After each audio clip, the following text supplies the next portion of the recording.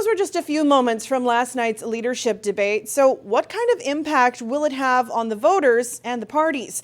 For more, we're joined now by Saskatoon political columnist Sarath Paris. Sarath, in your opinion, who won the debate? You know, I give a slight edge to Ryan Miley, mainly because he seemed very much more relaxed than Saskatchewan Party leader Mo, who seemed defensive at times and a little perturbed by some of the questions. Of all the moments from last night, what stood out for you? Well, I guess everybody's commented on this, but the civility of the entire proceedings. I mean, I recall back in 2007, there were 3 party leaders involved, and it was a verbal slugfest that left, listeners and viewers with very little to gain from it. So the civil tone and the exchange of ideas seemed to go rather well. Interesting, even when you compare it to 2016's debate, same parties, but different leaders. Yeah, that's right.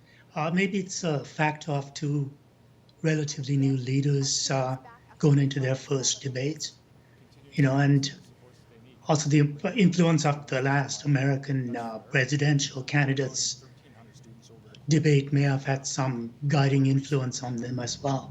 Yeah, I feel like that made an impact for sure. What do you think voters will remember about the leaders' performances, and do you think those performances could sway votes? Well, the leaders' performance, I think, both came across as articulate and well able to defend their positions. The voters will remember that.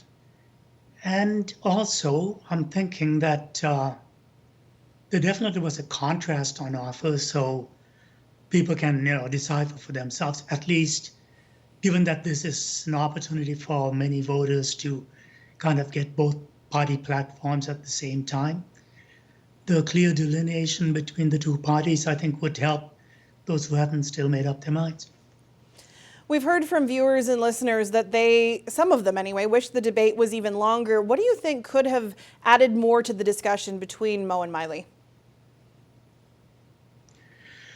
Well, I think, perhaps some way to get viewers' questions in rather than having only Allison Bamford from Global News. Thanks, Molly. Political reporters raising the questions. I wouldn't have minded seeing that. Mr. Miley. And also a longer debate would have allowed for more questions. For instance, I'm thinking about things like questions about the province's economic future. Why, nobody raised it. The importance of the IT sector, the digital economy, which is a growing influence in Saskatchewan. Wouldn't have minded seeing more information on that or asking the party leaders about what they could do to support that as part of a sustainable economy.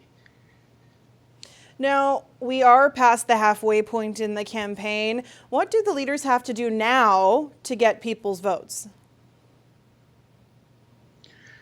Well, I think some of the questions raised during the debate, for instance, the NDP's supposedly uncosted $4 billion promises. I mean, it'll play a part in this, and I'm sure Mr. Miley will be hard-pressed to answer the questions.